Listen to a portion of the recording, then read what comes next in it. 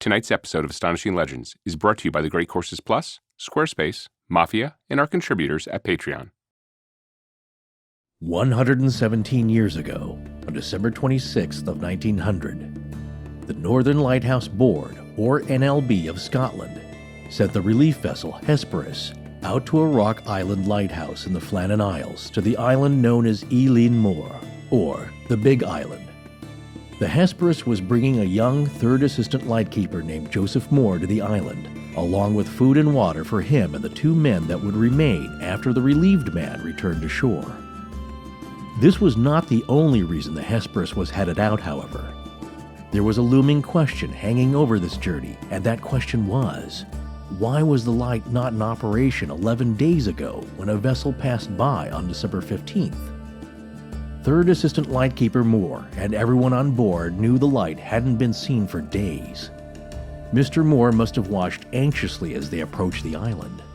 The first sign something was not right at the station was the fact that the signal flag, indicating a relief vessel was expected, had not been hoisted. As they continued their approach, Captain Harvey of the Hesperus noticed that none of the three lightkeepers on the island were coming down to meet them at the eastern landing. The rules stated that one man must always remain on duty with the light, but at least one, if not two, of the others should have been making their way down to the landing. Harvey blew the ship's horn to make sure they now knew the relief vessel was closing in. No one came. Captain Harvey now ordered a signal flare to go up. Moore must have stared intently at the island. Something was not right, and he likely knew it in his bones. He must have thought it was a fluke. After all, the Eilean Mòr lighthouse had an appointed observer at Gallenhead on the Isle of Lewis, just 18 miles to the southeast. He'd not reported the light being out of service, and he checked on it every day. Still, no one responded to the signal flare. Being the relief lightkeeper, Moore knew the three men currently stationed on Eilean Mòr well. They were James Ducat, Principal Lightkeeper, Thomas Marshall, Second Assistant Lightkeeper, and Donald MacArthur, Occasional Lightkeeper. The first Assistant Lightkeeper and second in seniority, William Ross, was quite lucky not to have been on the island at this time, as we'll soon find out. He had taken ill and had not been able to return yet. It was inconceivable to Moore that none of those three hardy and responsible men had heard the ship's horn or seen the flare. Whatever was wrong with the light must have been a bigger problem than they'd all imagined. A feeling of doom likely overtook Moore's mind as they drew in closer to the eastern landing. Captain Harvey blew the ship's horn one more time just to be sure they heard it. Unfortunately, the only movement of any kind were puffins and gannets on the steep rocky cliff between the landing and the top of the island where the lighthouse stood 280 feet above. Captain Harvey put his second mate, McCormick, and a seaman in a rowboat with third assistant keeper Moore and sent them ashore. Moore stepped nervously onto the landing and started the arduous 280-foot climb up towards the Eilean Mòr lighthouse. One can only imagine what was going through his mind as he climbed that steep hill, seeing the darkened light tower above and knowing the regiment that these three men all tightly adhered to. As he approached the gate to the walled lighthouse station compound, he noted that it was closed.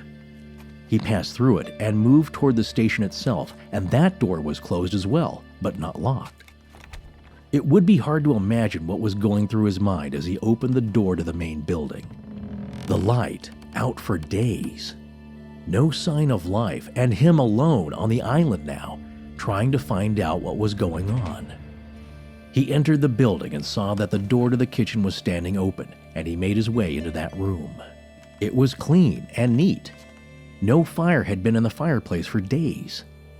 The clock had stopped, meaning it hadn't been wound in at least a week, and the men's bunks had not been slept in. Moore made his way through the building he knew so well, up into the tower, looking everywhere for Ducat, Marshall, and MacArthur. There was no trace of them. He returned down to the landing, informing the Hesperus' second mate that the lighthouse was abandoned. He could not find a single soul. Several men came ashore and they canvassed this, the largest of the Flannan Isles, in a desperate search for any clue to the disappearance. Unfortunately, night was coming and no evidence could be found before darkness fell. James Ducat, Thomas Marshall, and Donald MacArthur were never seen again.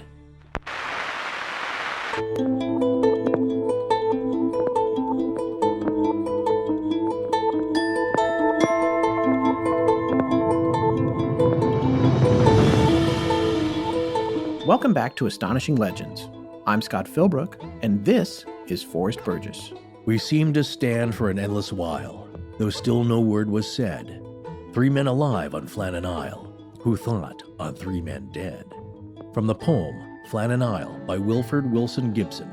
Join us tonight for part 1 of our series on the mystery of the missing Flannan Isles lightkeepers.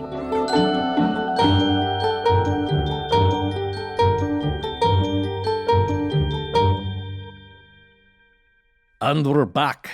Oh, that's pretty good. You sound just like Scotty. No, I'm going to spare people. That's all you're going to hear tonight. Do you remember last week when I said, did you get one of our new coffee mugs that came in? Yes, I did. Of course I did. What now? Well, it turns out there's an issue with them. Kind of what I would call a major issue. Oh, really? What is that? Apparently the white parts of the graphics are coming off super easy. Well, like how easy? Well, one listener simply put a cold drink in them, and poor Astonishing Al's face fell off just from the condensation right in front of him. Oh, dear. Ironically, the distressed look on them is accurate. They really are distressed. Yeah, and watching his face fall off is distressing as well. Certainly. Well, he's a skull, so yeah. Look, folks, this is our first merch crisis. We called a public relations firm that specializes in these kind of fiascos, and they promptly hung up on us when we told them all we had was a $20 bill and a get-out-of-jail-free card. But yeah, we're going to make things right. Yes, we are. If Astonishing Al's face is falling off of your mug, send an email to our Astonishing merch team, and this is not, by the way, their fault at all, at Black Mountain Printing, all one word, Black Mountain Printing, at gmail.com. Attach a picture of the problem mug for our records and send your name and address, and we will get you a new one free of charge, of course. Yeah, at first we thought it was just some of the orange ones, but it seemed like some of the blue ones are having an issue as well. So as the CDC likes to say from time to time, everyone is at risk. That is really not that funny. Neither is the mug situation, and we really shouldn't have had them all stuck on by hand. So yeah, I know. Well, since the first batch clearly had a production problem and is also sold out, we'll be taking care of these defective cups first with the incoming fixed mugs. Then we have a second batch on order as well. And don't worry, the manufacturer has sorted out the issue. My point being, be patient with us as we get this machine spooled up again, and we sincerely apologize for any inconvenience. Yes, of course we do. Well, okay, 2 quick reminders, especially since we've already mentioned it a few times. We'll both be in Atchison, Kansas, courtesy of the Chasing Earhart Project, July 18th through the 21st, and are having a meet and greet with the Generation Y guys that week as well. So see our Facebook page or Facebook group page for details. We should actually ask Tess to make an info page on our website for these events for easy access for people that can't get to Facebook and stuff like that. I already did. So okay, good deal. Yeah, so if you folks want to know, just go to astonishinglegends.com. We created a new section called events. So just scroll down there past the episode selection of the most recent episodes, and you'll see all the information and some very lovely photos. Yeah. You guys already did that? I was completely, wow. No, I told you I did that, and then you just never checked the website, which I don't blame you, because it's like, busy it's like researching. You're making the sausage, you don't really need to taste it. So if you go to the webpage for this episode specifically, you'll also see it there. So that's past the reference links and books and all that good stuff. So you'll see the information there as well. So it's all on there. So if you have any trouble, let us know. Oh, and here's something fun as well. We had a really great glowing review written by one of our listeners about our show. He goes by Monster Dugan. He reached out to us on Twitter. His handle there is @MonsterDugan. And said he was writing up a review. And I guess it's kind of a blog. He's going to be reviewing different shows. But man, I read it. Of course, it's really glowing and congratulatory in a sense, but very comprehensive in a listing and description of our greatest hits. So that was pretty cool. You can check that out at morbidlybeautiful.com/astonishing-legends-podcast. So go check that out. All right. Now that we've gotten done talking turkey, it's time to remember that everything leads back to Scotland. Aye, laddie. Well, I We got lied. I another did impression it. out of you. I tricked you. There was one more. I hid it in yeah. the script. All right. But that's it. Okay, so the cold open told a lot of the story. I think it's an interesting opening. It tells you what's so intriguing about this. Some of you guys have probably heard this story, but I'm betting a lot of people haven't as well. We have just a couple of messages from people who live in the general vicinity who'd not heard of it. So that kind of excites us. Maybe this is a new story, but it is out there. It's just one of those weird things that there are answers, none of them totally satisfying, which is totally the type of mystery we love. Yeah, so before we go any further, we did want to mention that our primary source for this particular episode was a book called Lighthouse, The Mystery of the Eilean Mòr Lighthouse Keepers by Keith McCloskey, who we are trying to get on the show. We have word out to him, but there are several layers of publishers and marketing people between us and him. And also, as you may have sensed, we produce things generally the day before they're supposed to be posted. Sorry to our entire post-production team, including Sarah and Ryan. We're gonna hurt you. That's just we can't help it. Yeah, sorry. But hopefully we'll hear back from Mr. McCloskey. But if we don't, we shall wing it, as we often do. But we did want to say that his book is really great. It's well organized. It's thoughtful and extremely well researched. I really enjoyed reading it, and I enjoyed his approach because he's skeptical about some of the longer shot ideas behind what happened with the lighthouse keepers, but he touches on everything, and he does it, like I said, with an open mind, like we do. And I like the way his book is laid out as well, because I think he would enjoy our show, honestly, because he seems to think like we do about things. So, and in addition to that, he's respectful. He's very reverent, and he really went the extra mile to get into how lighthouses worked. And there was a lot of research to do there. There's also a really good interview with him. It's a YouTube radio channel called Where Did the Road Go?, which also takes a look at unusual, spooky, but mysterious topics. They're on the web as well as www.wheredidtheroadgo.com. And they had an interview with Mr. McCloskey. That was interesting as well because that was conversational. So it's fun.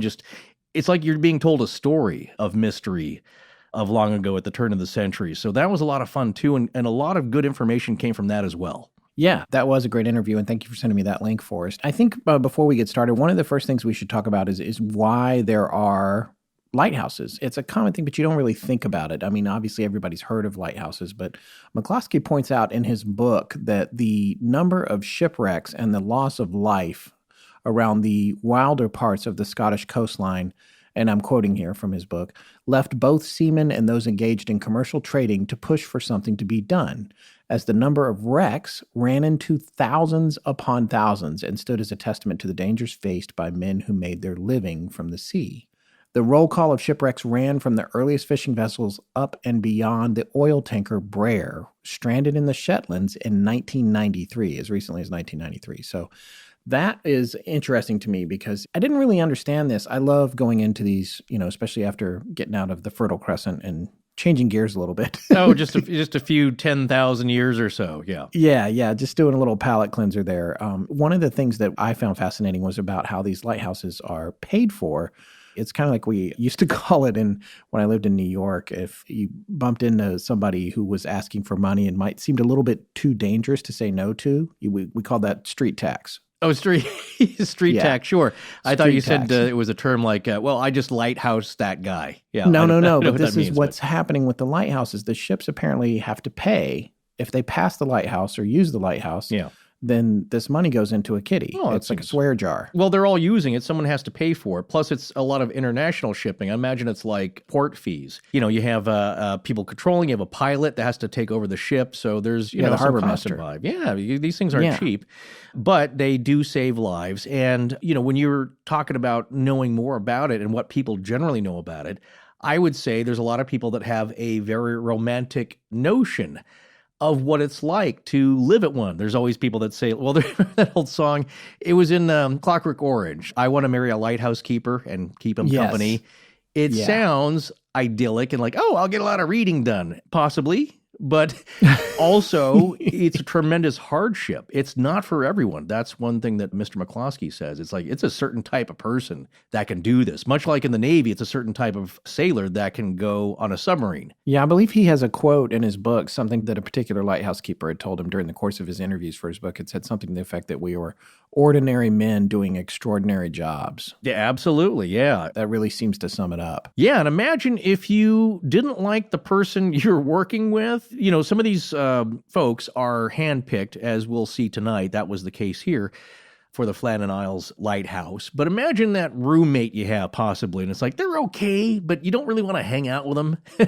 And you certainly don't want to see them 24/7 for 2 months straight. Well, that's the thing. And if you haven't had a roommate, I'm thinking a lot of our listeners either have had or are in the process of having them now. That's a unique life experience, let me tell you. And yeah, shacking up with somebody, especially someone that you're not having a relationship with, is well, trying. Even that can be trying as well. But imagine that your coworkers as well. You know, that person in the office, it's like, you know what, this project's enough. I'm glad I don't have to see them all the time. Well, here's a project, it's just all the time. You're working in shifts. You don't really get to do it by yourself because, as we'll see tonight, there's a 3-man rule just for the workload. I mean, it's a lot like Beetlejuice. You can't leave the house. You're stuck in there. No, someone's always got to be there because, again, in case something happens. But it's not just that. There's nothing to do. You're on a rock. You're on an island. There's no even any other people. I mean, some lighthouses are on the shore and in towns, but apparently some lighthouse keepers have said that even the ones that are in the cities are the most loneliest ones to work at because they're still trapped up there. But then I saw interviews with other lighthouse keepers who said, we were very respected. We were treated like vicars. We were treated like doctors, that sort of thing. Well, but on the other hand, you're isolated even when you're surrounded by people. Exactly. I mean, it's a specialized job. So you're saluted and then kind of forgotten about it. And this is, of course, back at the turn of the century. Nowadays, many of them, especially this one, these are automated. So nobody has to go through They all are in torturous. Scotland. Yes, exactly. Since 1971, actually. And Keith McCloskey interviewed the last 2 remaining lighthouse keepers, retired at this point, who had worked at the Flannan Isle Lighthouse. So he was able to get a real good insight onto what the life was like from guys who had actually been there and knew what it was like. So that's why there's a lot of great information and insight just about the lifestyle, which leads to the setup here and a lot of the mystery, because that will play in. But think about this. It's not just the maintenance and, the upkeep. Of course, that's a lot of the routine of that. But theoretically and practically, you were in charge of hundreds of lives and cargo.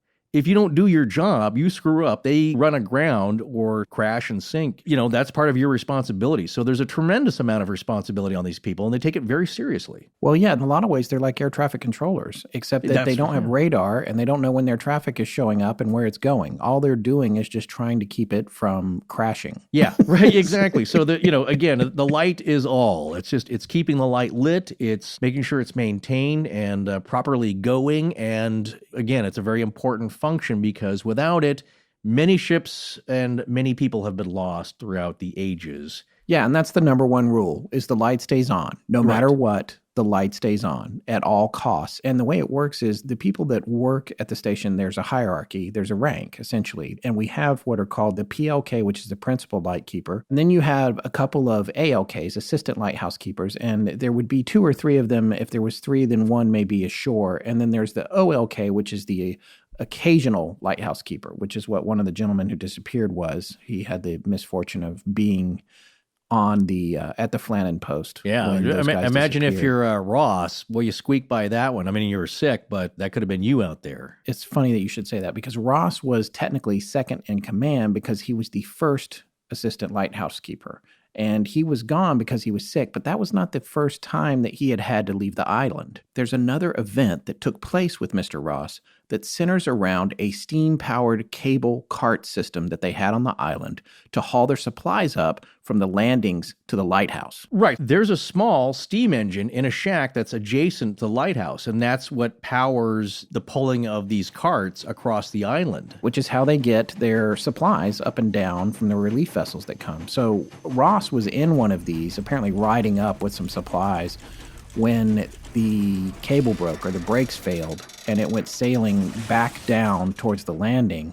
And it was going so fast he couldn't get out. He just had to ride it. And at the end, it came to a crash at the landing. He flew out of it up into the air and then landed 15 feet below on the rocks and broke his arm. Jeez. Well, he's lucky. And he could have died easily. And it just so happened that the Hesperus, the same vessel that we mentioned in the opening, was there that day because it had brought the supplies. So they just put him on the boat and took him ashore so he could heal up. So this was, in his case, that was bad luck. And then he got sick, which some people might say was bad luck, but it turned out to be good luck for him because he wasn't there when whatever happened that caused the other 3 men to disappear happened. But getting back to how the relationships work between the men, it's a rigorous military structure, really, even though they're not technically in the military. And the PLK, the principal lightkeeper, the buck stops with him. No matter what happens, whether it's directly his responsibility or not, it's his responsibility. So it's just like the captain of a ship, frankly. If something goes wrong, whether it's a result of someone that works under you, which obviously you'd be more directly responsible for because you're supervising them, but also even with an act of God, and it results in the loss of equipment or gear or people for, heaven forbid, that ultimately comes down to you as the PLK. That's why you are considered the PLK, the principal lighthouse keeper. And that is what James Ducat was at this particular station. Well, you need hierarchy because in a extreme situation like that, that's why you see, you've seen all those POW movies from World War II, and that they still maintain rank. In those tough situations, that's when you need it especially because imagine 3 guys with no rank, they're just co-workers on the same level, all arguing. Well, that could be a crisis and nothing gets done. So the opinion, right or wrong, of this central person has to be followed. So at least it's like, well, look, you're a subordinate. We need to get this done. This has to be done whether you agree with it or not. And that alone may be a factor in what happened here. But that's the setup for all of these lighthouses. So we were talking about our latest lecture series over at the Great Courses Plus, The Barbarian Empires of the Steppes. And you know what? I actually thought it would be important to point out that it wasn't just bloodshed and destruction the Mongol invasions brought with them, because history is never just that simple or one-sided. No, it never is. And many people have heard of the Silk Road, right? The great caravans that brought trade across the vast steppes and mountain passes by camel. Well, sure, that's a romantic image people have, but it really helps to balance out the notion that this expansion wasn't all just about bloodthirsty barbarians and warfare.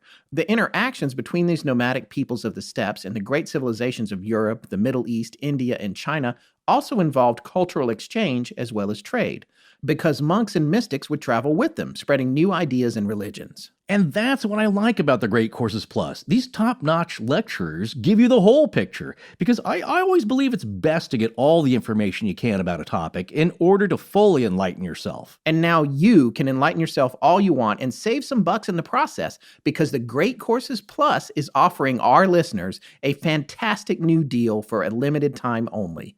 Get your first month free, plus receive the second month for only 99 cents.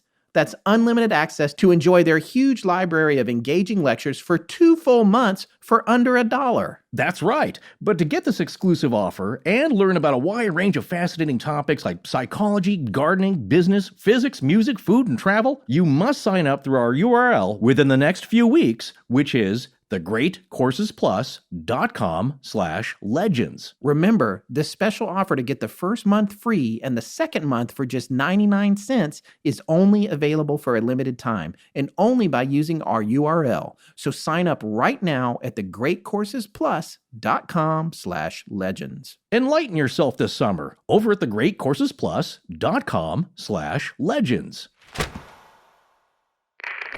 This is Matt Villeneuve, and when I'm not listening to my children laugh at the ghosts in the house, I'm listening to Astonishing Legends. Now back to the show. All right, one of our researchers in the Astonishing Research Corps, the ARC, Kristen, dug up these rules from another lighthouse called the Bell Rock Lighthouse, which we're going to talk about tonight. And these rules, I wanted to read some of these rules because they really give you a sense of what this hierarchy and the structure's like. These are just excerpted pieces from the rules. There's many, many pages, but I just wanted to pick the ones that would paint the picture. The keepers of the Bell Rock Lighthouse are hereby instructed and directed to keep the lamps of the reflecting apparatus burning bright and clear from the going away of daylight in the evening till the return of daylight in the morning. The better to obtain this purpose, The period of night is to be divided into watches, and each keeper in rotation will mount guard for 3 hours. The fountains of the lamps being daily supplied with oil, the wicks must be frequently trimmed in the course of the night, but more particularly at the end of each watch.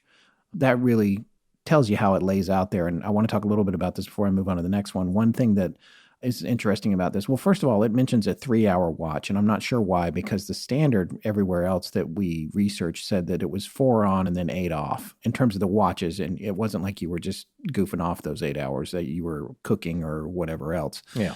Here's another one. The motion of the machinery of the reflector frame must be so regulated that one of the lights of the natural appearance and one of those colored red shall be exhibited to the mariner in their most brilliant effect. In the course of every 4 minutes, that's what this particular lighthouse, each one, by the way, I'm interjecting here, each one had a different specific pattern that it would flash with regard to how long does it take the light to come around.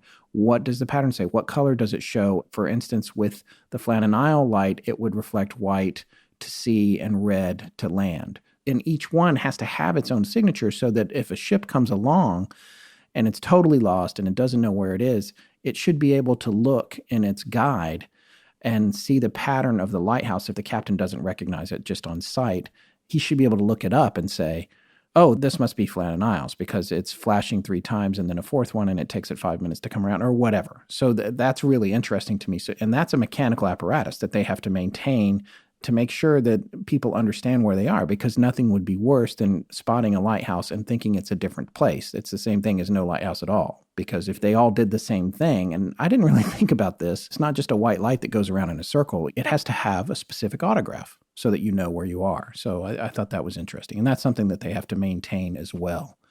The keeper on watch will look out for the occurrence of foggy or snowy weather, and during the continuance of either, the bells must be kept tolling both day and night. And that's for the Bell Rock, which was a much older lighthouse. Foghorns also suffice in these situations.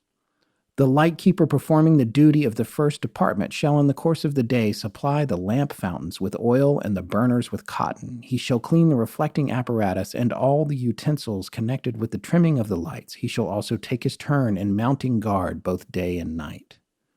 So this explains what the duties are. It's just constant maintenance and cleaning. The day work of the second department includes the cleaning of the machinery case, windows, walls, floors, and apparatus connected with the light room not already specified as coming under the first department. He shall likewise clean the balcony and library, the books of which must be dusted or cleaned on the first Saturday of every month. The keepers in this department will also take his turn at day and night watches. The third department includes the cleaning of the bedroom, kitchen, and provision storeroom, together with the passages, stairs, and whole utensils connected with these apartments.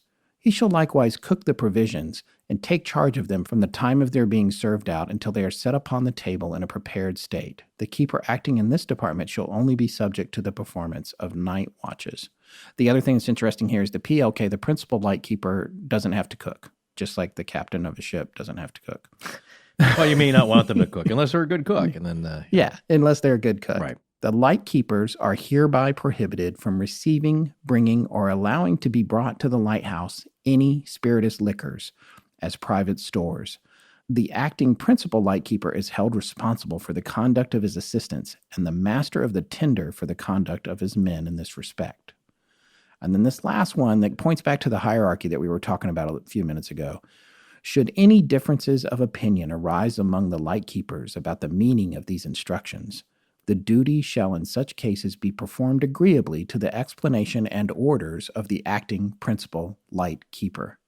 In the same manner, in all matters to which these instructions may not seem fully to apply, the orders of the acting principal lightkeeper are hereby declared to be binding upon the respective lightkeepers. So again, coming back to what Forrest and I were talking about a few minutes ago with regard to this hierarchy and living on top of each other, that's what's happening. And it's not just like you're a bunch of buds hanging out. You've got a boss and subordinates. And anybody who's been in that position knows that you can't be necessarily best friends. It's not conducive. It's going to be a problem. It's like you said, Forrest, about everyone all having the same rank. You're just never going to get anywhere. Conversely, living for weeks on end on a deserted island, or in some cases, some lighthouses, they don't even have land under them. It's just a tower in the ocean. And you're inside the building, and maybe there's a little ledge you can go outside and fish every once in a while, but that's it. And they're all in there together. So coming back to the whole roommate thing and imagining what that must be like, and what if you get posted with someone you don't like? Well, you know, that has happened before with not great results. But it's a great job if you love crushing solitude and routine. Yeah. So, but I mean, there's, it's a necessary job. It needs to be done. The point we're trying to make is these people are very professional, and it's a certain very professional and serious and sober-minded individual that usually does it. And occasionally you get somebody who's a little wound up too tight. Well, yeah, and that's one of the things that's mentioned in McCloskey's book is the idea of people that have bad reputations that no one wants to work with, or they might refuse to work with, or they might say, no, I'm not going with that guy, or Lord, they're putting him with us. Right. And I have a friend, one of my friends growing up, he used to be a technical diver, very dangerous job. My friend wasn't working with demolitions, but he worked on pipelines in the bottom of the Gulf of Mexico. There was a guy on the boat, which he worked on. I could name the boat, but I probably shouldn't. So I still have a T-shirt from it that he gave me. But there's a guy on the boat. My friend didn't like the dude. The dude was extremely racist and just kind of a jerk and hypocritical, and they would get in fights all the time, but they're trapped on this boat for like 6 months. Here's the problem with that. My buddy would be down at the bottom of the ocean in this heavy suit, walking and like welding pipelines. And the dude that was in charge of using the global positioning system to keep the ship steady above him was that guy. And so what would happen is he would sometimes intentionally let it drift. And I mean, this is a huge vessel, and it would yank my friend back like a few feet through the water while he was trying to work. He couldn't prove the guy was doing it on purpose, but this is what I'm talking about. This is the kind of thing. It's like, what is happening? And people are starting to mess with each other in these situations. And you could see how that could devolve into a nasty situation, especially in a place like an isolated lighthouse. So it's just something to think about in the big picture. Yeah, this job of lighthouse keeping is, not that critically dangerous, but there is danger. People get hurt. It's not uncommon for occasionally somebody going missing or falling to their death, or, it's an industrial job. So that happens. What this case is about, or why this was so sensational and shocking at the time, is that all three of them ended up missing at the same time with very little evidence of what happened. So it was a sensational case of the day in 1900. The other thing, coming back to the isolation component, one of the things that McCloskey goes real deep on in his book, which I thought was really fascinating, and another thing I hadn't thought about, was that the isolation was so severe that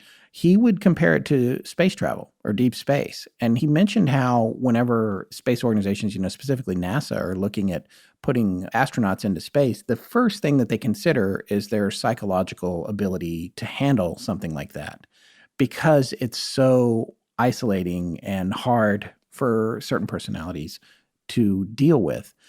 And he even mentions somebody who goes in for an interview with the NLB in Scotland and is back out on the street in 10 or 15 minutes and has the job. Not to disparage other people who were certainly qualified, but just it was the last thing on their minds to ask, how is this for you? And when the lighthouse was on the mainland, you could have your family right there with you. But when the lighthouse is on what they call a rock, or the rock in this case, like with the Flannan Isles lighthouse, it's too dangerous for the family to be out there and to live there. So what happens is they stay ashore on the mainland, and you get shore leave, technically. You get to come and go, and you would go stay with them for a while and then come back and do your duty.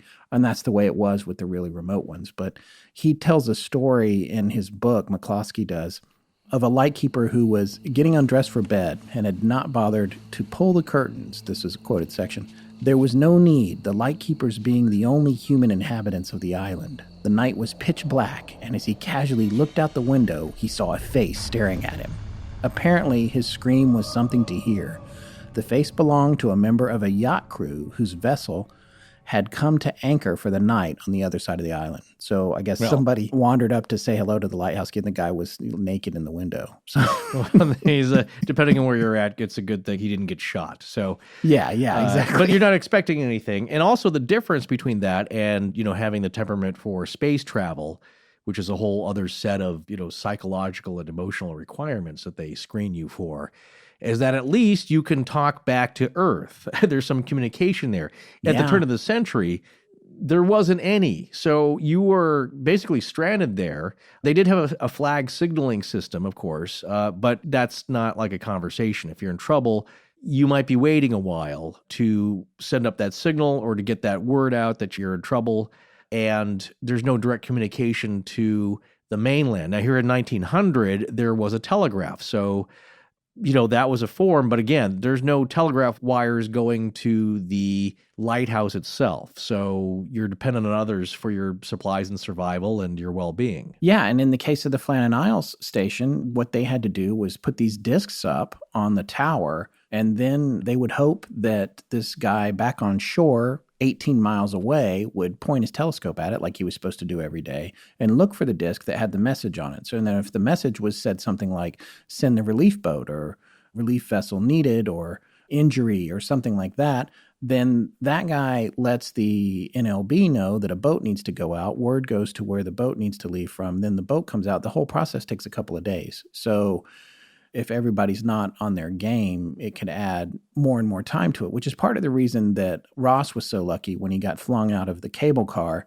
and broke his arm, that the ship was right there, because he could have been stuck there on the island with his buddies setting his arm while they waited a couple of days for the ship to show up and take him ashore and have him seen to. And as someone who had my arm broken and set incorrectly and then re-broken a few days later, I can tell you that is a very unpleasant experience. Well, let's talk about what type of guys, though, were there at the time of the mystery here. What kind of people are we talking about? Of course, the principal lighthouse keeper, who was the big boss and the captain of the ship, his name was James Ducat. He was the one with the most experience. He had 22 years of experience as a light keeper, and 4 years of that was as a PLK.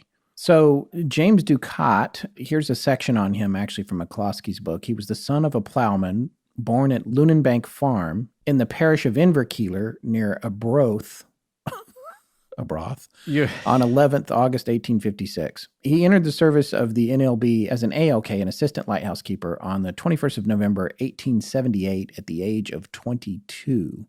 He moved around to a lot of stations. He had a ton of experience, and by the time he got to the Flannan Isles, he was the most senior guy there, and he should have been.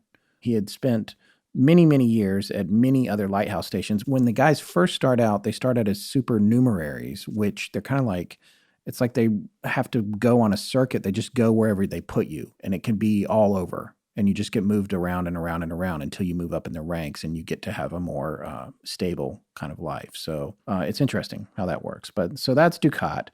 The second assistant lighthouse keeper, who was on the island at the time of the disappearance, that was Thomas Marshall. He was born in 1871. He entered the NLB at the age of 25 as an assistant lighthouse keeper in April 1976. And so he had moved around as well, coming to the Flannan Isles on the 31st of August, 1899. So by the time the disappearance happened, he'd been there a few months, but he couldn't have been there much longer because when the disappearance happened, the Flannan Isles lighthouse, Eilean Mòr, was less than a year old. It was 11 months old. When Marshall disappeared, he was only 29 years old, and he had been an assistant lightkeeper for 4 years and 9 months.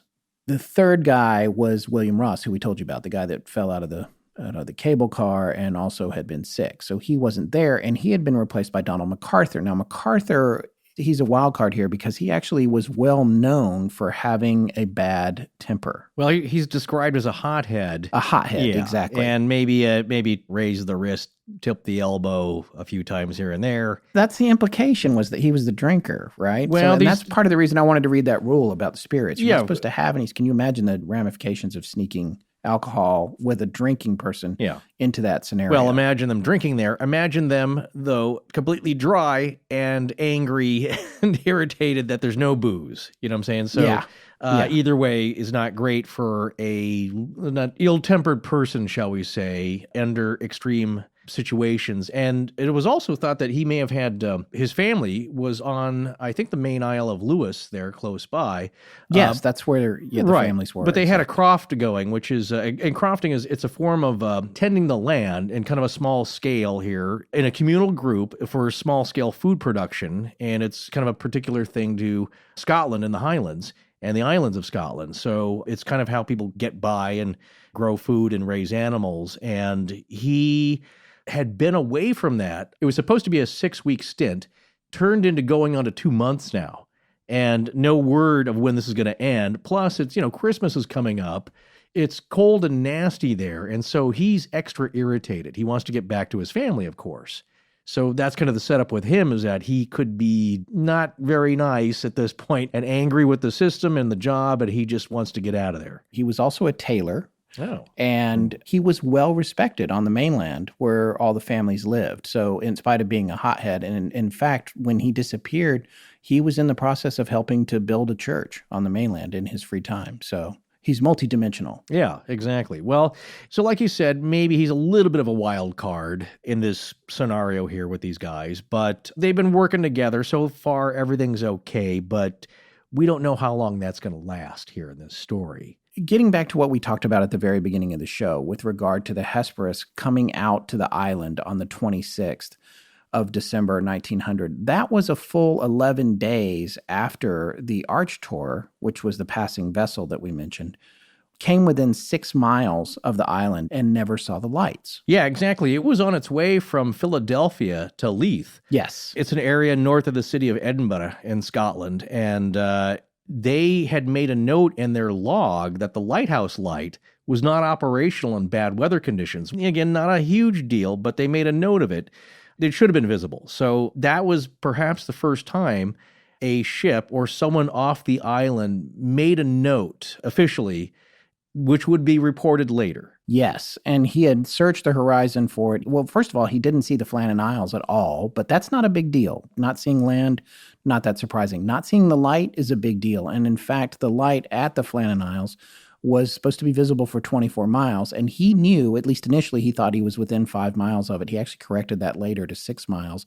Still, that's plenty in range to see the light. And he said that there was a very heavy sea that night. He did describe a very heavy sea with strong south-southwesterly wind, but he also said it was clear. And you're talking about the captain of the Archtor. Of the Archtor, yeah. Yes. Captain Holman of the Archtor.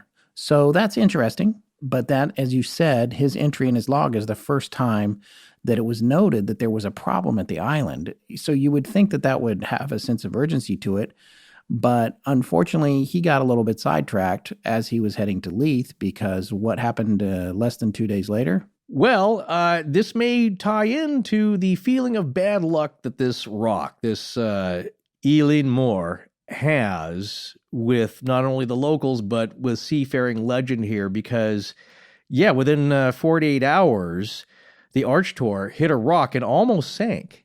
And this is on their way to getting into port at Leith. But on December 18th, 1900, when the ship finally docked, they were able to pass that observation onto the Northern Lighthouse board, I believe by telegraph. They made a report that, hey, something's up there. You guys should go check it out. But the Archtor barely made it into port themselves. So that's right. And the captain delayed in reporting the lighthouse not being functioning because he got so sidetracked by the fact that he had run aground. And so that it took him a while. He actually admitted to the fact that he had forgotten about the lighthouse temporarily. So there was a delay there because the events of running aground overshadowed the fact that the lighthouse wasn't lit. Yeah, you get bigger problems at that point, just keeping the ship afloat. But on December 20th, a relief ship, the Hesperus, was dispatched to go check on the lighthouse because it's a lighthouse tender. That's the purpose of the ship. But it was unable to sail to Flannan from Braescleat on the Isle of Lewis due to bad weather. So that's now delayed. And just to give you a picture here, talking about the weather, it's really nasty in this part of the North Atlantic off the western coast of Scotland. It's high seas, very choppy, really high constant winds.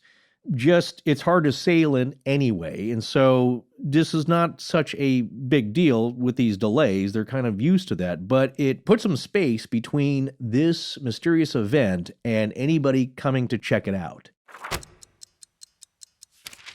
Hey, man, you remember the expression brick and mortar? Oh, yeah. I mean, people are still using it, but it was all the rage back when the internet first exploded on the scene. Yeah, it was the term for your need to have a standalone physical location for your business, and it was much maligned when people realized a business could live just online and have infinitely less overhead to contend with. Well, like us. Exactly. No, that's my expression. My point is that there's never been... No, that's mine too. Okay, all right. What I'm trying to say is there's never been a better time to start your own business. Everyone is doing it. There are so many great things you can do nowadays, and getting going is really just about setting up your online presence. No, that's right. And you know the best place to do that? Squarespace. Squarespace is already home to graphic designers, architects, writers, editors, consultants, and home-based sales businesses, among many others. Squarespace makes it all super easy, too. You can be up and running so quickly. Get started by choosing from their vast selection of beautiful templates, all created by world-class designers.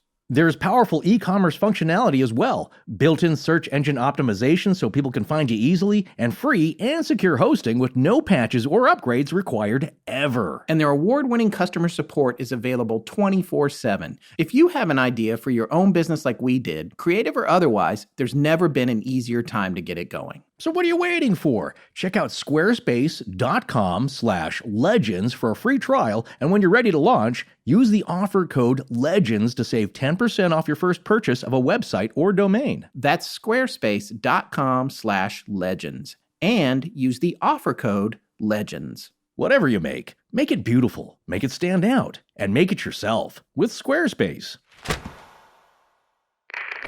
Hi, I'm Erin in North Carolina. And when I'm not raising little legenders, I am listening to Astonishing Legends with Scott Philbrook and Forrest Burgess. Now, back to the show. So here's another important thing to note, by the way. That town, Briascleet, is the town where the families of the lighthouse keepers live. Right. And that's the town where MacArthur was working on the church and was well regarded before he disappeared, even though he was a hothead. So just something to keep in mind in terms of the big picture here. So yeah, the Hesperus didn't reach Flannan Isles until about noon on the 26th of December. It was a long time after, because in addition to the delay with the message, and I mean, it was going to come out anyway. Like you said, it was a lighthouse tender, but there wasn't an urgency to the message. And then it got held up for bad weather. And so by the time everything played out, it was a full 11 days since the Archtor had first passed by and noticed that the light wasn't working. Now, in addition to this, there's also the observer who lives at Gallon Head, which is 18 miles southeast of the island. But what had happened was the NLB had given him a quote-unquote high-powered telescope. The magnification is not specified in McCloskey's book. And he was a gamekeeper, and he was well-regarded. And he also had two sons who were also gamekeepers. And they were all considered to be likely pretty good at sighting things from a distance because of the nature of their jobs. So they were offered, I believe it was £8 a year to observe and make notes on the station at the Flannan Isles. And they were to look for signals from the discs that they would hang out that would, as I was just talking about a few minutes ago, that would tell them whether or not they needed a relief vessel sent out or if there were any other kinds of problems. And they were also supposed to keep track of days that the light wasn't lit. Right. Just keep in mind how bad the weather is. It's not unusual, they said, for him not to see the light, really, on some days. That's right, for days and days. Yeah, exactly. So, you don't really want to panic immediately because it could be natural weather conditions and visibility and all those factors. But he starts to get worried, and he gets his sons employed basically in let's all keep an eye out constantly now and watch for this because he's starting to get worried. Yeah, exactly. And he was getting ready to report something on it. And as a result of what happened that led to this story, things changed. And we'll talk about that in part 2. But it's interesting. There wasn't really a system in place for everything is okay. There wasn't any way to confirm everything is okay. So that's something to remember with regard to how this all went down and how long it took the Hesperus to get out there and realize that nobody was coming down to meet them at the landing. Not only was the light out, nobody was coming down. and it didn't seem like they were expecting anyone either. So they saw no signal flag announcing their welcome or that they're ready to receive them, and none of the supply boxes were on the landings for restocking, which is how they made the exchange. Those boxes would get filled up with supplies, and those would be hauled up to the lighthouse itself by means of this cable car pulled from either landing. There was a landing on the western side and also one on the eastern side. So there was no sign of them. So something's off. If they are still there, then something has held them up. This is an important exchange, for their own livelihoods there, at the lighthouse. And so it's not looking good with each of these kind of signs that something's amiss here, something's wrong.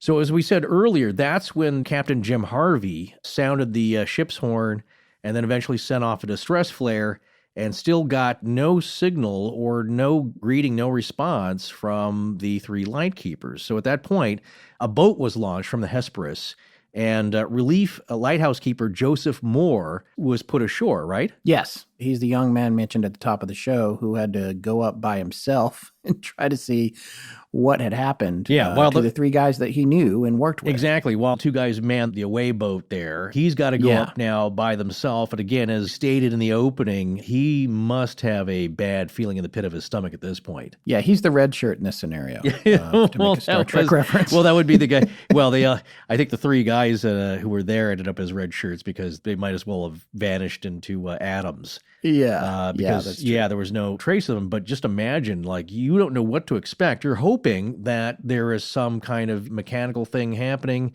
They're working on something. Maybe they need help. And that's why they haven't come down to the landings to greet them and why the preparations haven't been made to receive them. So that's the best case scenario here. The worst case is, there's been some bodily injury or something happened. So that's got to be a consideration. And he's coming across this scene here as he gets to the compound. It doesn't really, to him at this point, doesn't look too amiss, at least with the property. Like I said, the main gate is closed. The front door is closed but unlocked.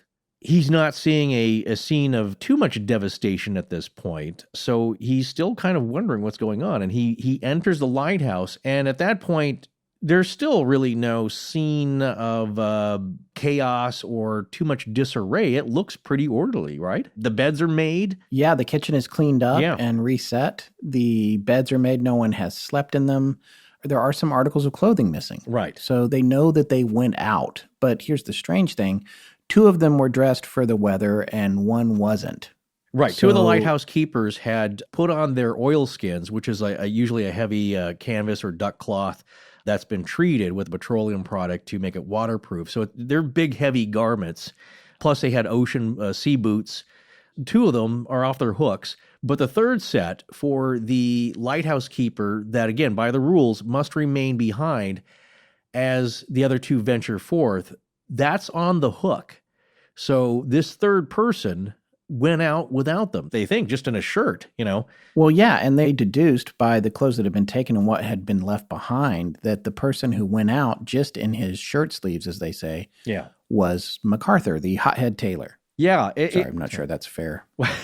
We usually don't hear those two descriptors put together, but you do in this story. So there's an idea of why that may have been, but as we said, somebody broke the rules, and even if there wasn't hot-headedness involved, to me, again, and to a lot of people here, you would think that you would not break the rules unless something urgent was happening.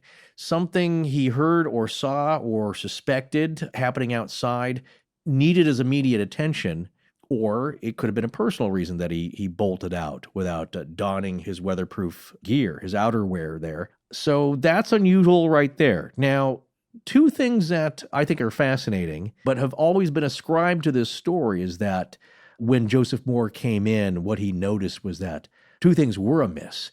There was a chair tipped over by the kitchen table, like somebody leapt out in a hurry out the door, and a half-eaten meal. But, Scott, is that true? Well, apparently not. At least McCloskey did his research, and according to his research, that stuff was actually taken by an author named Vincent Gaddis, who plugged that into the story after he took it from a poem. And the poem, which is the same one we excerpted in the opening quote, was written about the Flannan Isles disappearance by Wilfred Wilson Gibson. And the lines in question, now, Mr. Gibson apparently wrote this poem in 1912. Yeah, he was in World War I as a private, but also a poet and, was friends with other literary figures at the time and wasn't a bad poet. He's pretty good. I think he had a play that was produced sometime around there. But he wrote a poem about this incident, and maybe a little poetic license had included that there was the chair knocked over and a half-eaten meal.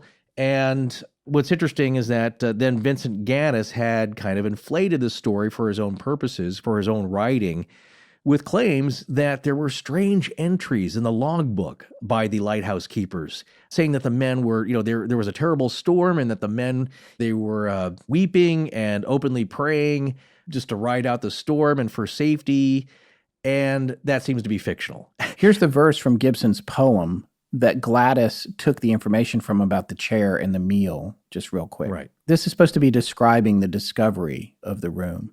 Yet, as we crowded through the door, we only saw a table spread for dinner, meat and cheese and bread, but all untouched and no one there, as though when they sat down to eat, ere they could even taste, alarm had come, and they in haste had risen and left the bread and meat, for at the table head a chair lay tumbled on the floor. Aha. So there you go. There you go. Well, so that winds up getting used by Gaddis. Gaddis is actually somebody we've mentioned before on the air, and I can't remember which show it was. No. But he is most famous for coining the expression the Bermuda Triangle. Okay, yes. No, he probably came up in Electronic Fog or Flight 19, or probably both. Yeah, that's probably what it was. Yeah. Gaddis, he was born in 1913, died in 1997, and he was a feature writer for the Elkhart Truth, a daily newspaper in Elkhart, Indiana.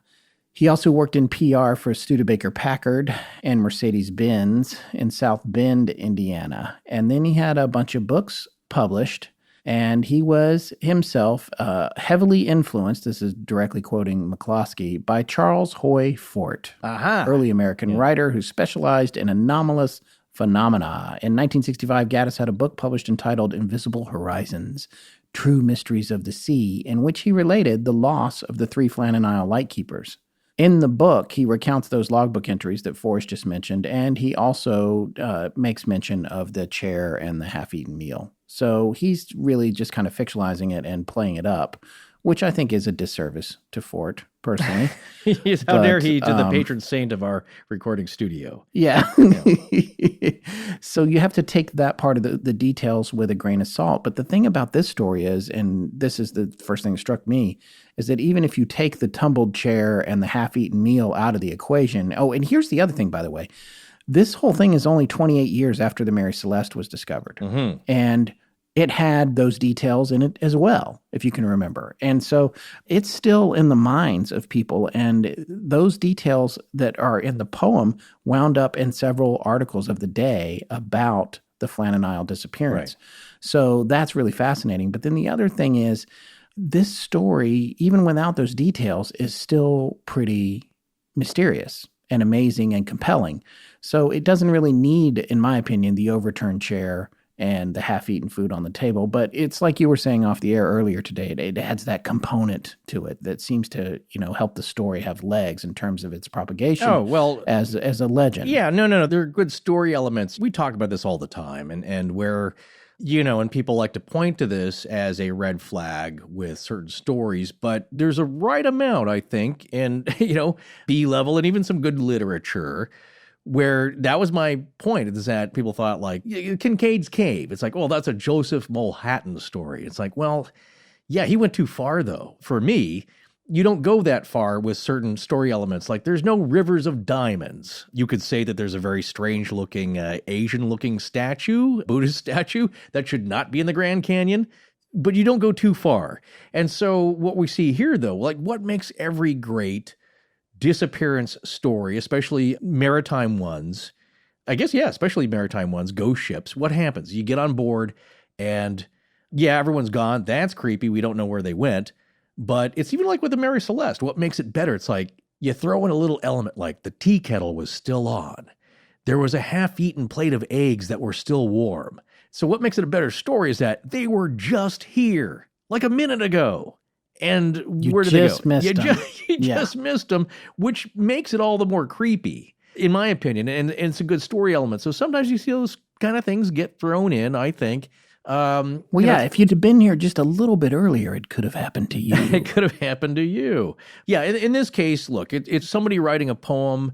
Maybe, again, it helps the rhyme, the meter. You're using a little license, but that gets woven into the legend and the lore for the rest of this story going on.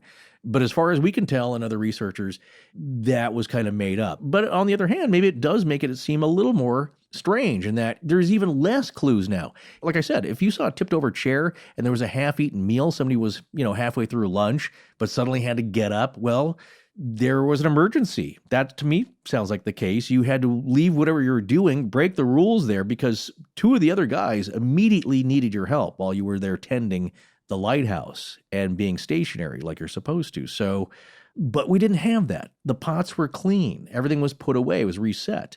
The lamps, I believe, had oil in them. They were cleaned and wicks trimmed. Everything was ready to go. It was clear that whatever had happened before dark. Exactly. And so the only thing that didn't happen because of time was that the clock stopped because it had not been wound. So some time had passed. But in a sense, like, you can look at adding more strange details to the story if you're trying to embellish it or pump it up or inflate it.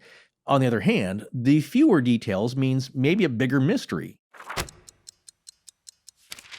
Back in February, we told you about an amazing new original content podcast from our hosting partners at Audioboom called Mafia. Yeah, and they're back now with season 2 of this smash hit show, and it sounds amazing. They're taking us back into America's criminal underworld, exploring the lives and careers of the most powerful gangsters the world has ever seen. Mafia is a really well-done show, and like us, they do extensive research and collect eyewitness stories, revealing what life was really like inside the mob from the people who lived it. New shows come out every Wednesday, and they really dive into the larger-than-life stories of mobsters and introduce us to the key figures who brought them down. In Season 1, we were brought closer than ever to the most notorious mob bosses of all time, and Season 2 is no exception, covering the lives of Carmine Galante, Alan Dorfman, Santo Trafficante, Albert Anastasia, Anthony Spilotro, and Joseph Bassino, revealing how they built their criminal empires and how they were eventually brought to justice. Mafia is actually a pretty handy bit of instruction. I've started a small operation myself near your hometown, Forrest, a certain number of miles northeast of here. My hometown. Why would you do that? To deflect suspicion, dude. That's rule number 1. Come on. Well, you're actually not too far from the truth here. But what exactly is this operation? Well, you see, what I'm doing is I'm fencing stuff that I bought on eBay at ridiculously low prices. Yeah, that is not really a criminal enterprise. Well, anyway, find Mafia on Apple Podcasts, Spotify, and every other listening destination. Hey, this is Bonfit. And you're listening to Associate Legend. Now, back to the show. So, as these 3 volunteer seamen from the Hesperus and Joseph Mòr, this is his job he's got to do now, and he's not that happy about it, or he's really apprehensive, shall we say. There's a weird, creepy vanishing mystery. I can only imagine he hopes he's not next. Who knows what it is? Sea monsters. Those are certainly some crazy out there theories, but nobody knows anything at this point. And of course, this is the turn of the century, so they stay behind while the Hesperus sails back to Lewis Isle. And on December 26th, 1900, the captain of the Hesperus, Jim Harvey, finally sends a telegram to the Northern Lighthouse Board, which reads... He sent it to both the board and to the master of the Hesperus. So, right, yes, but he sent the same one to both of them. This is what it says. A dreadful accident has happened at Flannan's. The 3 keepers, Ducat, Marshall, and the Occasional, have disappeared from the island. On our arrival there this afternoon, no signs of life was to be seen on the island. Fired a rocket, but, as no response was made, managed to land Mòr, who went up to the station but found no keepers there. The clocks were stopped, and other signs indicated that the accident must have happened about a week ago. Poor fellows, they must have been blown over the cliffs or drowned trying to secure a crane or something like that. Night coming on, we could not wait to make further investigation, but will go off again tomorrow morning to try and learn something as to their fate. I have left Mòr, MacDonald, buoymaster, and 2 seamen on the island to keep the light burning until you make other arrangements. Will not return to Oban until I hear from you. I have repeated this wire to Muirhead in case you are not at home. I will remain at the telegraph office tonight until it closes if you wish to wire me. So that's the telegram that Captain Harvey sent to both the Master of the Hesperus and to NLB Superintendent Robert Muirhead, which I have read from Keith McCloskey's book, Lighthouse, The Mystery of the Eilean Mòr, Lighthouse Keepers. So yeah. Well, what's interesting here is that this guy's a sea captain, and those guys aren't slouches generally. They don't give you a ship if you're if you have poor judgment. And his immediate decision about what happened, that really high sustained winds happen all the time at this island, gale force winds. There's nothing to stop it coming over the North Atlantic. They may have been blown over the cliffs. You would not survive that. You go right into the water, and probably the heavy oilskin garments would sink you right to the bottom, to J.V. Jones' locker. Or they may have been trying to work on this crane during inclement weather, during a bad weather, and that put them over. And those are certainly 2 theories that survive today, I would say, these 2 initial things, because no one is definite. We have some ideas of the most likely things that happened, but yeah, being blown over the cliffs is one, or somehow there was an accident trying to secure a crane during the storm. So that's the report from the first authority figure, the captain of the Hesperus. And after that, the men, they're working on the lighthouse, keeping it maintained. And of course, they're searching. You got nothing else to do during your downtime there. So you're searching all over the island for anything that might be a clue as to what happened.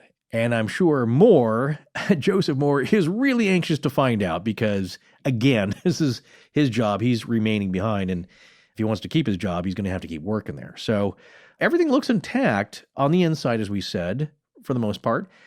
On the outside, though, the east landing looks pretty untouched, kind of regular. However, the west landing, where there's a kind of a notch in the island, I believe, near where this boat landing is, because there's no beaches. It's really rocky, and the cliffs are very steep and sheer around most of it. But there was some damage here, storm damage. A box that contained ropes, I believe, that's about 108 feet, 33 meters or so, that's above sea level. That was broken open, and I think the ropes that were inside it, that was mostly what the contents were, those were all over the place, strewn about. There were iron railings for these walkways, these kind of really steep stairs and walkways. Those were bent over.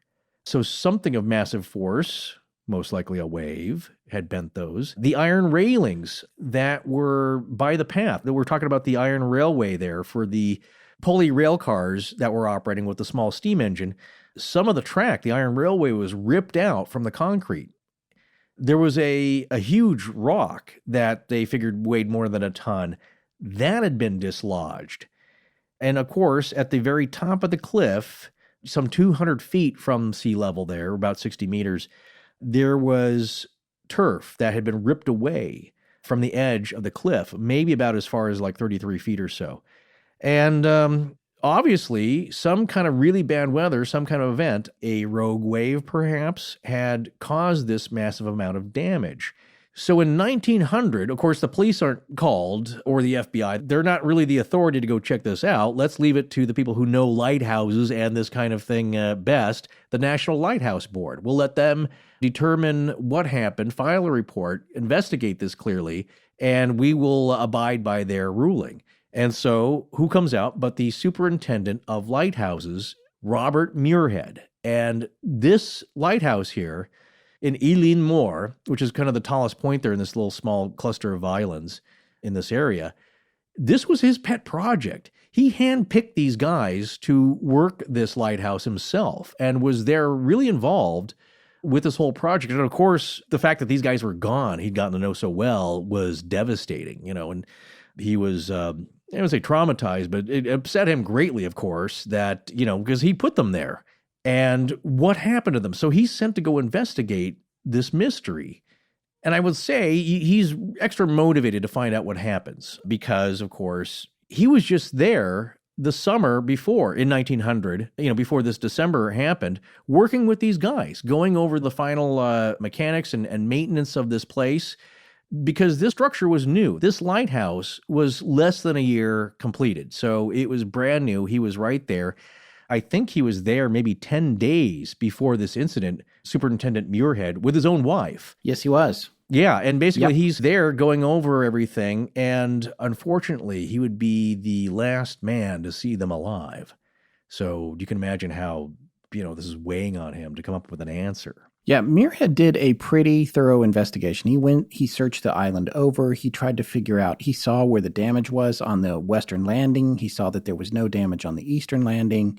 And he was trying to draw his conclusions. It is important to note, however, that at no point were any police or any official investigations made at the island. Back then, that just wasn't something that you did in this scenario. It was up to him to try and figure it out. And now if you had 3 people disappear, some sort of investigative branch is going to come and do a criminal investigation. But that's just not where that sort of stuff was at this point. So it really fell on him to try and figure out what had gone wrong, and he took it very personally. And he put together a pretty long and intense report for the NLB, for the Northern Lighthouse Board. And you can read that report in McCloskey's book. It's pretty fascinating. You can find it online in other places as well.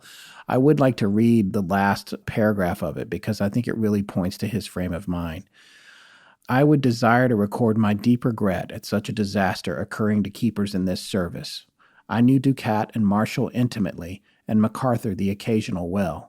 They were selected on my recommendation for the lighting of such an important station as Flannan Isles, and as it is always my endeavor to secure the best men possible for the establishment of a station, as the success and contentment at a station depends largely on the keepers present at its installation, this of itself is an indication that the board has lost 2 of its most efficient keepers and a competent occasional. I was with the keepers for more than a month during the summer of 1899, when everyone worked hard to secure the early lighting of the station before winter, and working along with them, I appreciated the manner in which they performed their work. I visited Flannan Isles when the relief was made as lately as the 7th December, and have the melancholy recollection that I was the last person to shake hands with them and bid them adieu. So you can see it's really sticking with him. You know, he knew these guys, and that station was important to him. And as he said, they were the guys that helped open it, and they're critical to it getting off the ground and functioning properly. Right. So I'm sure he can't help but wonder what went wrong. If the buck stops with the PLK, with the principal lightkeeper, which in this case was Ducat, on the island, the next step up from that is him, because he's the one that put the lighthouse there in the first place. Right. And then he put this team there, and now this team is gone, and he's going to feel a responsibility for that. As he said, it saddened him to think that he was the last person to see them alive. Yeah, so that's my point, is that he's not going to just phone this one in, shall we say, or telegraph this one in. He's going to really look at the clues as best he can. And also, nowadays you have the NTSB come in, and if there's an accident or a major transportation thing, and figure out what happened here with the air travel or maritime travel, in conjunction with the FBI possibly. But these are the authorities at the time. They know this situation the best. Again, he was right there. He knows this better probably than anyone still around. So he does an investigation, and he does come up with a report, and he has a conclusion that makes a lot of sense, that essentially it was a massive wave, or what we have talked about before as a rogue wave coming out of nowhere. And the reason that he came to this conclusion was the shape of the landings, how damaged the landings were, and the evidence that was left behind by this destruction. Because again, it's not like there's not a lot of other clues to go by. This is really what's left. So as we said, the east landing remained pretty much untouched, but the west landing had a lot of destruction. So as we talked about before, the box of ropes that was, I think, kind of wedged in a crevice there, that had been broken open, the ropes scattered. Now, this box is like 90 feet above sea level. So think of that. How tall this wave would have had to have been to reach that box and smash it open.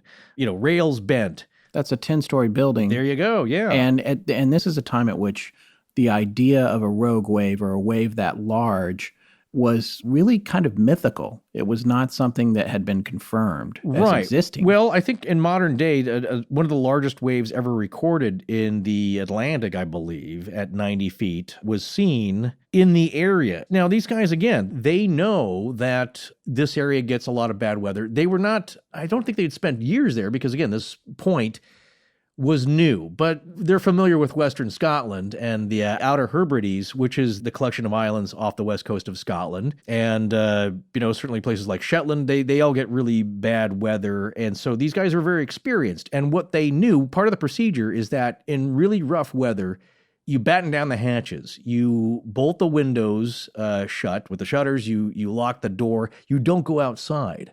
That's just part of their procedure because you could very easily get swept over and they'll never find you again. So something was going on here that led these men outside, possibly in probably really bad weather. But was it really a wave? Because although that sounds the most likely due to the nature of the evidence or whatever was left behind in this destruction, and one of the theories is that these guys went down to work on this crane, as stated by the captain of the Archtor, or Archtor, I'm not sure. I think it's one of those two, Archtor, that's probably what happened because we've seen this in New York when there's a bad storm. These building cranes get toppled. They're catching a lot of wind. So that's one theory. And that's the conclusion that Muirhead comes to is that, again, it's a giant wave. However, he's not completely convinced, I don't believe. There's still some doubt there because there's still some things that don't line up with that theory. By the way, we don't have pictures of the cranes. We have pictures of the bases that they were on, but I'm actually reasonably certain that they're pretty small, that they're not much bigger than a lifeboat davit, I don't think, because they're just designed to haul things and, supplies in and out of boats and into the rail cars and that sort of thing, which makes it even more destructive because to destroy a smaller, stouter crane like that would be harder than a large, unwieldy crane like the ones you're talking about in New York. The amount of force that would have had to come to do that is mind-blowing. But, as you said, he may not be completely convinced. And the other thing that's a side of his humanity was how bad he felt for third assistant lighthouse keeper Joseph Mòr, the one who first went up alone to try and find his co-workers. Right. He wrote in his official report, Muirhead did, to the NLB on January 8th of 1901, I may state that as Mòr was naturally very much upset by the unfortunate occurrence and appeared very nervous, I left A. Lamont, seaman, on the island to go to the light room and keep Mòr company when on watch for a week or two. If this nervousness does not leave Mòr, he will require to be transferred. But I am reluctant to recommend this, as I would desire to have one man at least who knows the work of the station. So he wanted to have him there because he was the only guy who had experience there. And the whole idea of that lighthouse is falling apart before his eyes at this point. So you talk about what's needed to even start the construction on this place. Everything on that island, every bit of construction material, supplies, pathways, concrete, iron, all had to be hauled up, I believe, at least 140 feet of sheer cliff to get it up there. And talk about, pulling that up from a boat that's rocking on really choppy waves. Not easy. It's a daunting feat to build this thing in the first place and then to keep it operating. And so it's amazing they got anything built. And again, this is before there were landings. To build a landing, you had to get the supplies in place and carve out a space and, and set concrete and all that. So it's kind of an amazing feat of engineering, but once it's in place, the treachery is not over yet. So, yeah, pretty solid theory, right? A massive storm, because, here's what blows me away. Sure, a crane has got some mass. Again, it's catching wind, as we say. Even a box, water weighs a lot. A box getting smashed into by a ton of water is going to make an impact. But think about an iron railing, which water should go around fairly easily. Well, enough heavy water and a massive wave bent these railings, these iron railings. So it's all sounding good, but like we just said, even Muirhead, in his own report, he thought himself that this giant wave theory may not be as clear-cut as people think it is. And that, yes, there was bad weather all around this time period, but the weather and the possibility of this wave may not have lined up with the actual disappearance of these lighthouse keepers. So if we look at the last recorded activity normally by these 3 lighthouse keepers, because again, this log, their activities, them logging, the act of logging these activities and their daily chores, it's kind of sacred to the operation of the lighthouse. So what happens is that they first write down on a slate with chalk, weather conditions, what their chores were, what things were completed, anything unusual, or if it was routine, and then that gets transferred into a log with paper and pen, formally recorded, but it first goes up on a slate. And so the last kind of recorded activity was about 9 a.m. on that day that they believe that they vanished. And it didn't seem to be totally out of the ordinary. Again, bad weather's coming, they're noticing that, but certainly not like what the lore and Gaddis would later say, that they were all distraught and praying out loud and weeping openly. They were just probably a little more aware of what was about to come, which was a really bad storm, it seemed like. But again, they have many years of experience. They're prepared for this kind of thing. So I'd like to quickly point out that the last day that Mackenzie sighted the light from the mainland was the 7th. So that's a good 7 days that we know the light was working, because we have this entry going up to the 15th on the slate, I believe, on the day they vanished, where they didn't report any problems in their log or on the last day on the slate. So exactly, that was 7 days that Mackenzie couldn't see the light anyway. Right. So here's a good point, is that it's not clear-cut and it's not all lining up, cut and dried, the way that I think Robert Muirhead would like to have it, so he can say mystery solved, to put this to rest and know what happened to these guys and when. There's some good theories, that aren't that crazy, but it doesn't solve every answer. Like a lot of these mysteries, it doesn't answer every question that's out there. It's close, and eventually you got to write a report, you got to settle on something, and that's what he did, but it was never really that satisfying.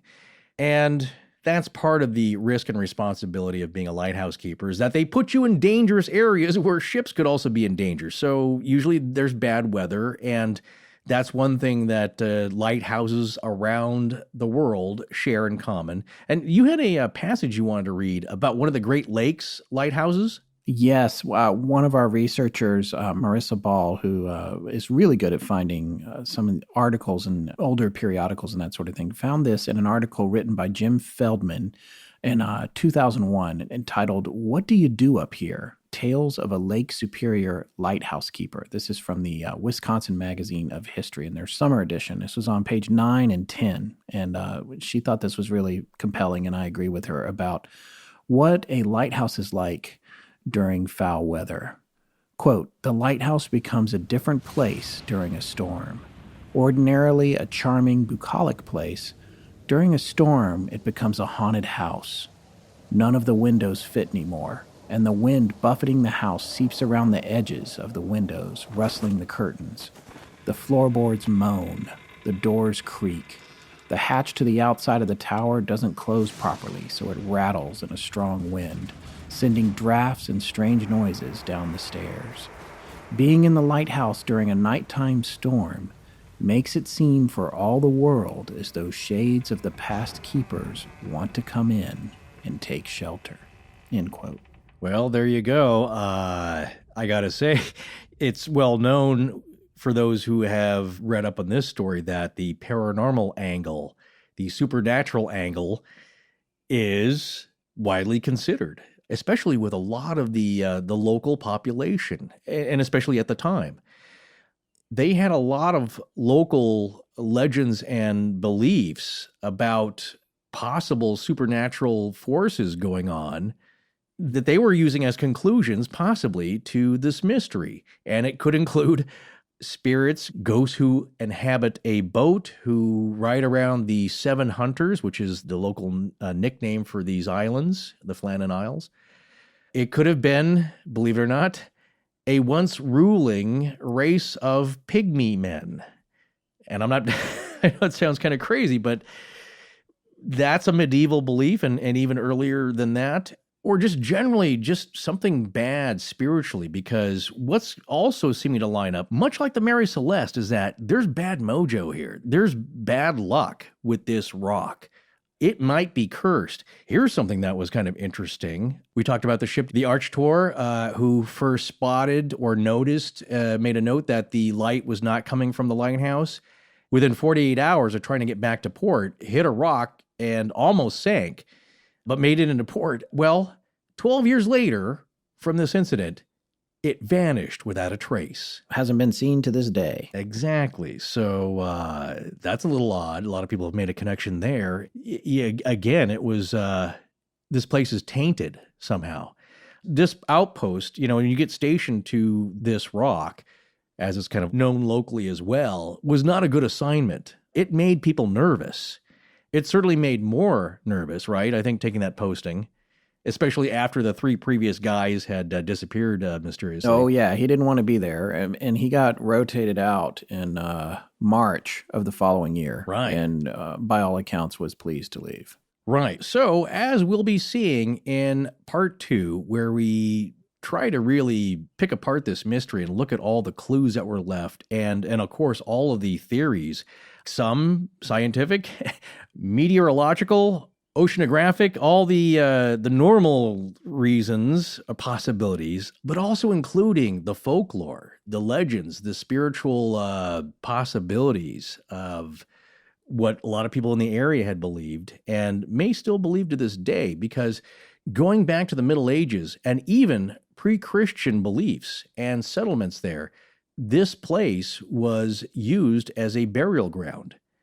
There are markers. There are pre-Christian grave markers. We'll talk about bones that have been found, and we'll talk about various theories in part 2 about what happened. But generally, as it's seen, again, by a lot of people from the area, this place is sacred.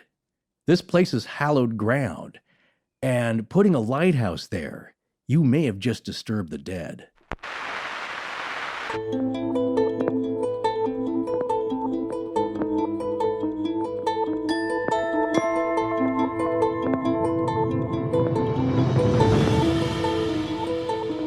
That's going to wrap it up for part 1 of our series on the Flannan Isle Lighthouse Keepers.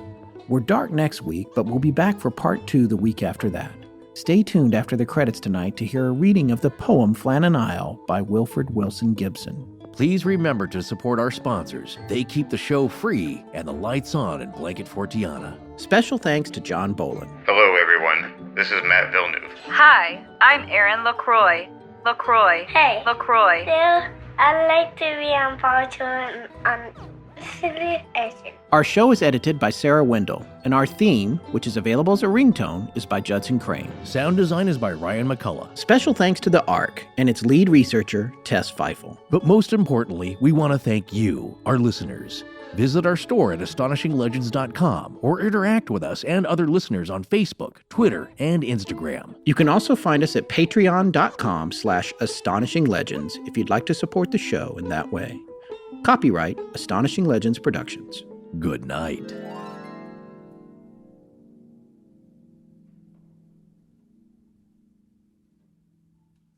Flannan Isle by Wilfred Wilson Gibson. Though 3 men dwell on Flannan Isle to keep the lamp alight, as we steered under the lee, we caught no glimmer through the night. A passing ship at dawn had brought the news, and quickly we set sail to find out what strange thing might ail the keepers of the deep sea light. The winter day broke blue and bright, with glancing sun and glancing spray, as o'er the swell our boat made way, as gallant as a gull in flight.